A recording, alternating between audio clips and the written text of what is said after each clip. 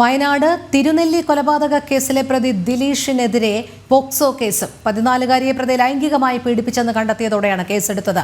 കൊലപാതകം, തട്ടിക്കൊണ്ടുപോകൽ എന്നീ വകുപ്പുകൾക്ക് പിന്നാലെയാണ് പോക്സോയും ചുമത്തിയത്. വിവരങ്ങളുമായി അർജുൻ PS ചേരുന്നു. അർജുൻ, പറയൂ.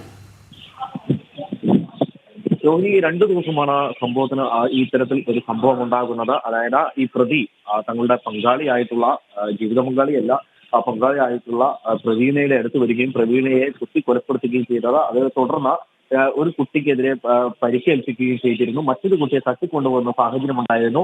ഇതിന് ഇടയ്ക്കാണ് മറ്റൊരു കുട്ടിയെ ഈ ഒരു പ്രതി പീഡിപ്പിച്ചു എന്ന് പറയുന്ന, അല്ലെങ്കിൽ ഇത്തരത്തിൽ ലൈംഗികമായി ഉപയോഗിച്ചു എന്ന് പറയുന്ന ഒരു കാര്യം പോലീസിന് മനസ്സിലാകുന്നത്. കഴിഞ്ഞ ദിവസം ചോദ്യം ചെയ്യലിനെ തുടർന്നാണ് ഇത്തരത്തിൽ ഈ ഒരു സാഹചര്യത്തിൽ ഈ പ്രതി ഈ ഒരു കുട്ടിയെ ഈ ലൈംഗികമായി അതിക്രമിച്ചു എന്നുള്ള ഒരു സാഹചര്യം പോലീസ് മനസ്സിലാക്കുന്നത്. അതിനുശേഷമാണ് പോലീസ് ഇയാൾക്കെതിരെ പോക്സോ കേസ് ചുമത്തുന്നത്. ഇന്ന് രാവിലെ ഇയാളെ ഈ കൽപ്പറ്റ പോക്സോ കോടതിയിൽ കൊണ്ടുവരും. അതിനുശേഷമായിരിക്കും കൂടുതൽ വിവരങ്ങൾ നമുക്ക് പറയാൻ കഴിയുക. ശരി, അർജുൻ PS ആണ് വിവരങ്ങൾ നൽകിയത്.